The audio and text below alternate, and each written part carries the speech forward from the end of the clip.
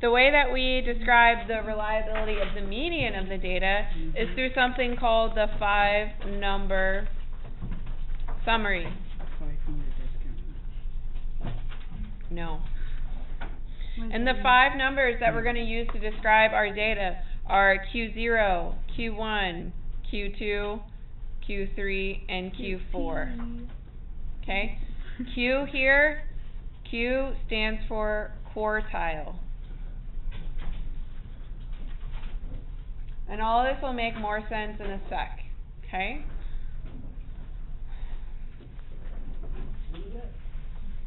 What is what, Jesse? Quartile. We're going to divide our set of numbers into 4 equally sized pieces. And each one of those pieces is going to be called a quartile. Just like a dollar is made up of 4 quarters, we're going to divide our number into 4 quartiles. Our numbers into 4 quartiles for this 5-number summary. And the steps are in your notes right here, but I'm going to summarize them for you in your photable. This last piece of the photable we're going to reserve for the 5-number summary.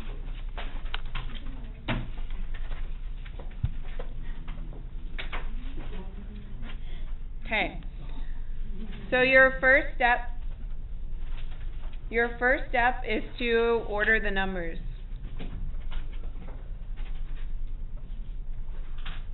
Order the numbers.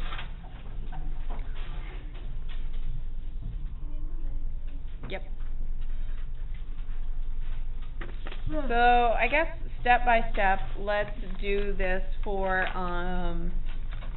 the data set we had earlier. This one, which one do I want to do it with? Yeah, let's practice with this one. So let me put them in order. Right here. So 1, 1, 2, 2, 3, 3, 3, 4. Yep. How's that? Okay. Step 2, find the median. The median is what we're going to call Q2. So to find the median, I just cross out numbers.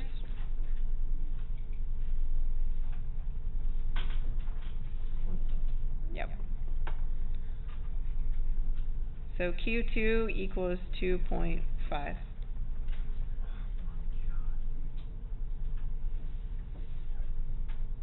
Step 3, you find the median of the lower half of numbers.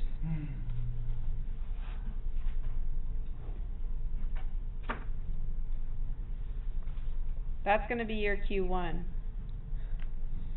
So let me highlight the lower half right here.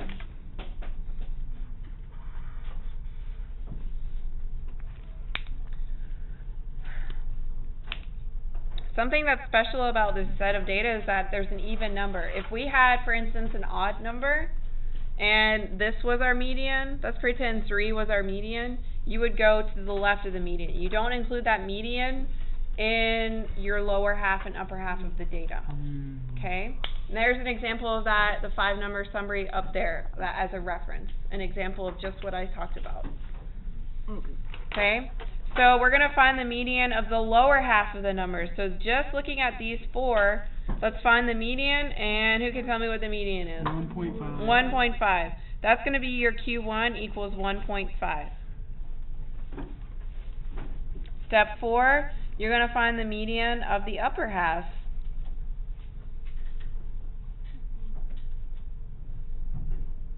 Of numbers. That's going to be your Q3. So if we only look at the upper half, these 4, what's the median of those 4? Nope. 3. 3. Q3 equals 3.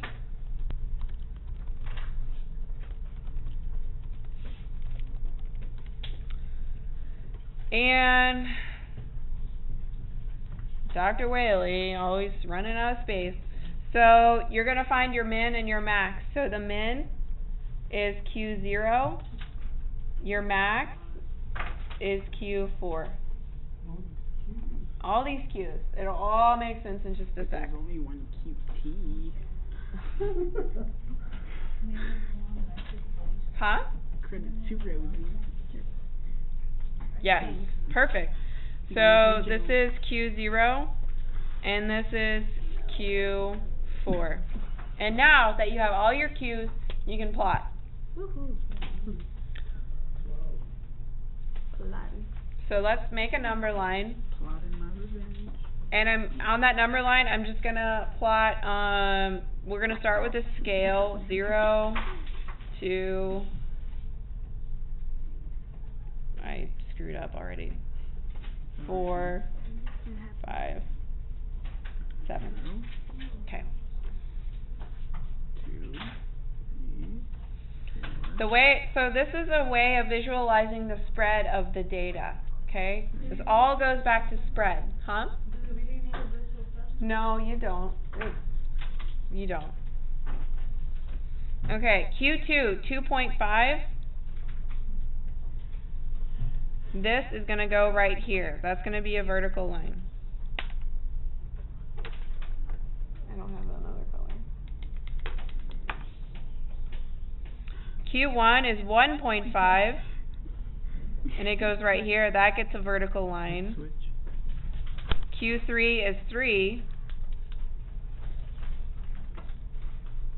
That goes right there. Right here. That's a vertical line. So between Q1, Q2, and Q3, they get a box. And there's a line in the middle in the box that represents the median of the data. Okay, so here's your box. Between Q1, Q2, and Q3. That's your box. Q0 and Q4. Q4 goes right here. You get a vertical line. Q0 is 1. And that gets a vertical line. And outside of your box, you get these things called whiskers. So the inner thing is called the box, the outer thing is called the whiskers. Okay? This is called a box and whisker diagram. That's how you represent how the data is spread from its median. I have a question. Yeah. So, what did Q3 do? Q3 is the median of the upper half of the data. Yeah, but like, because I know Q1 was 1.5 and Q2 is 2.5, and that was your box, or do you have to include Q3? So Q2 is in the middle of the box. The left-hand side of the box is Q1. The right-hand side of the box is Q3. So I feel like it might be helpful to do another example of this. If you don't need another example, don't pay attention to me. Otherwise, I'm going to do another example. But we're done with this, right? Yeah. If you notice, though, guys, look at your, before you move on, let's look at an old spreadsheet that was on Daniel's calculator. So this is for a different problem. Look at the numbers that are inside of that table. Oh my God, there's the min. That's your Q0. There's Q1. It's already there. The median. There's your Q3. And the max is your Q4. So all the data is already in this table. Okay? You don't have to find it. It's in the table. Does that make sense? Okay. So I'm going to do this as an example. One more example before you move on. What are we looking for? Mean, standard deviation, and range.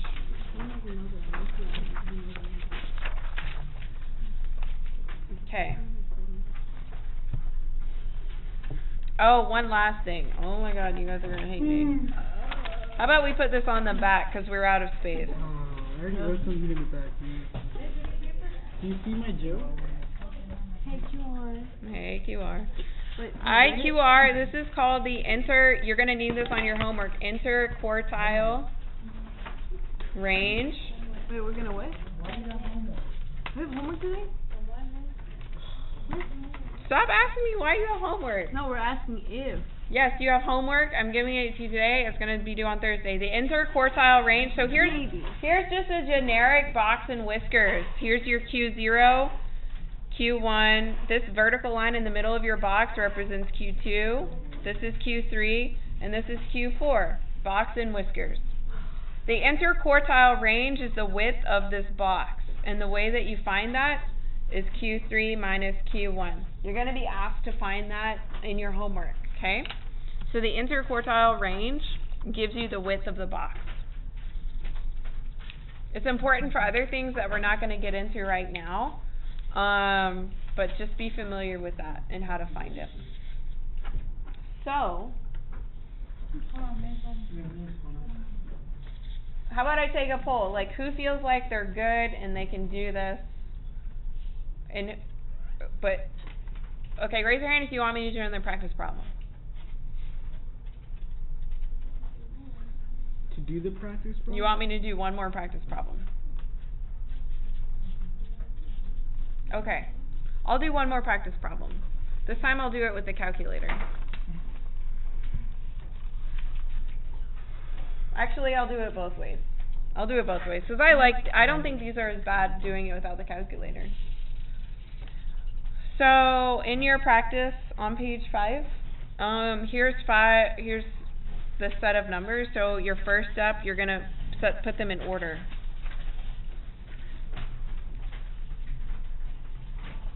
$35, $50, $60, $60,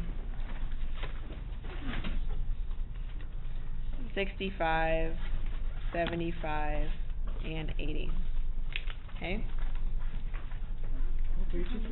Now I'm going to find Q2, which is my median.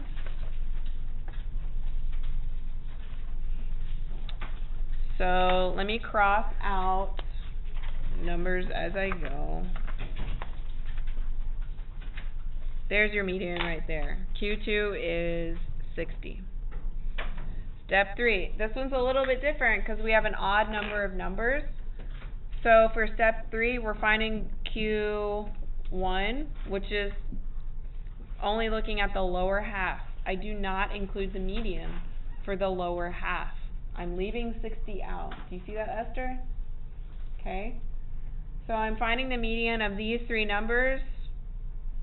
So Q1 is 50. It's left of the actual median? Yes, it's left of the actual median. Apparently some books include it in there. We are not. Sometimes rules are different in math and statistics. We are not including that median in that calculation. Q3, this is going to be the median of the upper half.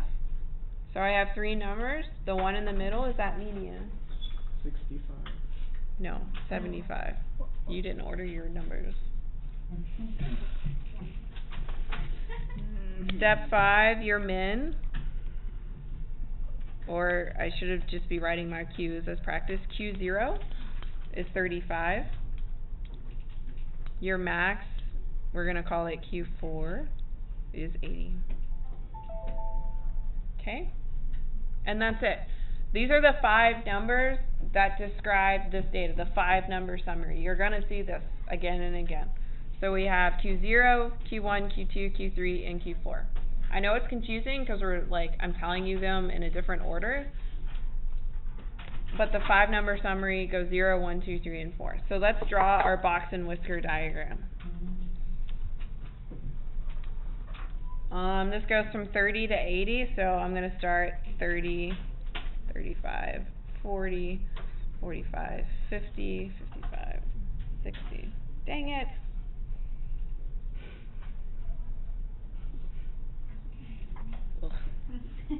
Okay. So I'm going to start with my median. I like starting with the box and then going to the whiskers. Okay. So the box is Q1, Q2, and Q3.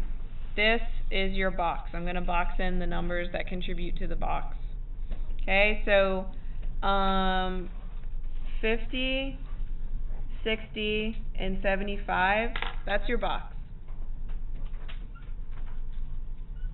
It's important that you also do that vertical line for the medium, okay? So here's your Q1, Q2, Q3.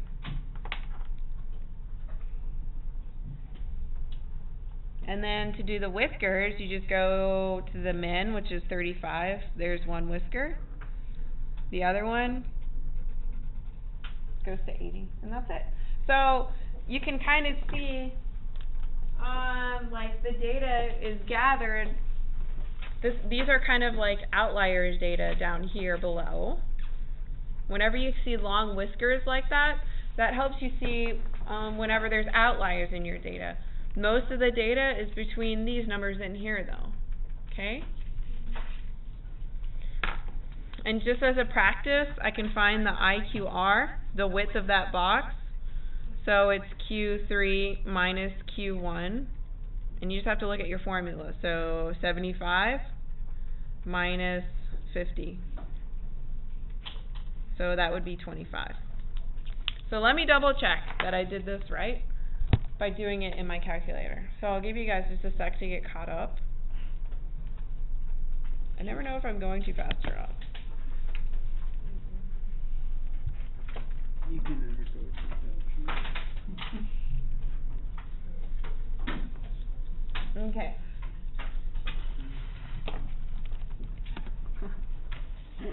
Are you with me? You ready? Are we ready over here? Okay. So let's practice in our spreadsheet then. So you can do whatever method you like. Like you can do it like this. I think people are more likely to make mistakes if they do it like this. You have a question? So the first number is always gonna be Q0? Which first number where? Like the 35? The minimum number, yes. Once you've ordered your list, this number is going to be Q0, and that number, the last number, the biggest one, is going to be Q4. Yep. So let's double check with a spreadsheet. I'm going to put my numbers in, 35, 50, 60, 60, 75, 65, and 80. Notice, like, it doesn't matter if I put them in the right order or not. Yeah.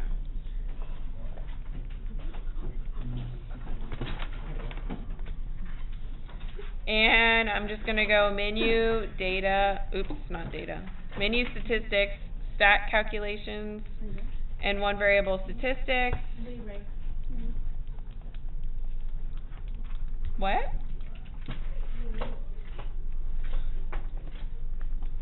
So let me check my Q's here. My min X, that's your Q0, was 35. Yes, that's what I got.